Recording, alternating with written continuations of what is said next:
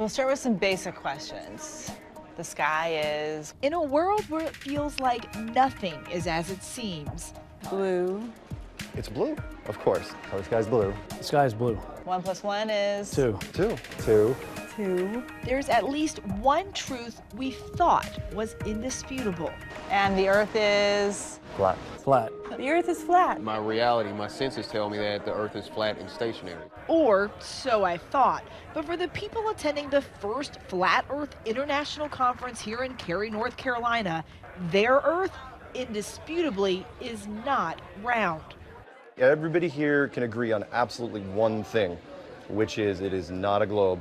For centuries, a flat Earth was accepted as certainty until science and sailboats said otherwise. One of the rules of power is you never admit that there's someone bigger than yourself. But it wasn't until 2015 when this guy, Mark Sargent, posted his flat Earth clues. Part of a series of clues that can help you get your head around both the design of the flat Earth system we live in. You're kind of the father of this movement. Boy, how would you? Don't do that. You're the one who sort of started it all. I did not invent flat Earth. All I did was walk up to a door, point at it, say, you know what? I think there's some really interesting things on the other side of this, and check it out for yourself. If flat Earth is a university, FEA, then I would be the freshman recruiter. People have traveled from around, actually, Mark would say, across the flat world to attend. The first rule of Flat Club is you don't talk about Flat Club. Until now. I have a poem about that. It's right here. Amy Nicholson wrote a book of poetry about her flat Earth journey. A few months flat and 7 months to rally. Kim Gurley came to the conference from Houston. I haven't really come out all the way yet. I'm still a little in the closet. The North Pole's in the middle. Lainey Innevale came from even farther. I mixed with quite a lot of flat earthers in New Zealand. You know Flat Earthers, I guarantee it. But you don't know who they are because they're afraid of talking about it. 1, 2, 3. We're not crazy! Like many modern movements, this one has grown in large part out of the internet, with rappers like Odd TV evangelizing to hundreds of thousands of subscribers. No more living on a cartoon ball. And YouTube channels like Globebusters. encouraging skepticism about what you've been taught. For the serious students here at the conference, and this has got to a point now where it's becoming real. It all comes down to proof. When it comes to science, there's things you can test right now, right? Fire burns, water's wet, drop something, falls to the ground, that appears to be gravity. Those are things you can test, right? But the curving horizon, the sloping sea level, the spin of the Earth, unless you can see these phenomena with your own eyes, they may not be true. A lot of people are going, this is crazy, right? But think about this. For the last 20, 25 generations, this is what we've told people. Unlike what we've been told in school, some flat earthers imagine the Earth looks like a snow globe, round but not sphere. The North Pole is at the center of most flat Earth maps, with the ice of Antarctica holding everything in. So are you certain this is what the Earth looks like? Pretty sure. Almost. I mean, there are some details to be worked out, sure, but the basic concept is sound. Absolutely sound. And one thing, again, we absolutely know for a fact, this ain't it.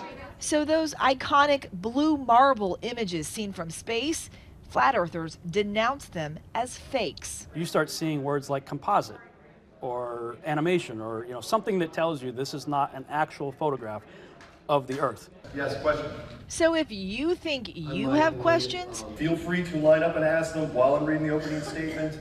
the flat earthers have many, many more. This is what returns to Earth. Which is why I thought someone who's actually seen the Earth from space might have some answers. 1 + 1 is? 2. What color is the sky? Blue. And the Earth is? Round. Just like it is here, this model of it. Professor Mike Massimino spent more than 20 days in space and worked on the Hubble telescope. So when you looked at the planet, what did it look like? It looks round, folks. It is round. My eyewitness account, and I looked at it as much as I could. It is round. Okay, we're in the final countdown. How you doing over there? He's played himself on the Big Bang Theory, but some flat earthers actually believe astronauts are just actors, part of a huge conspiracy going back to those very first steps on the moon. It's one small step for man, one giant leap for mankind. You don't believe that they've gone to space? No, not at all. The rockets go up, sure. There's nobody in them. I hope you're ready to listen fast because I'm ready to speak fast. Rob Skiba is another one of the celebrity contrarians in the flat earth movement.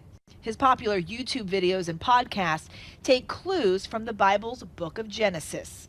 There's no way you can get a spinning heliocentric globe out of anything in the Bible. Are you just skeptical of Cars. everything? I have become skeptical of everything, and I think rightfully so. Pretty much everyone here, though, is kind of a conspiracy theorist. I gotta say, that's a common trait, but I think there's a little bit of conspiracy theorists in all of us. I really do. This is gonna be fun. It's why many of them do their own experiments. Daryl Marble packed a level on a flight to test if the plane was flying parallel to a flat Earth.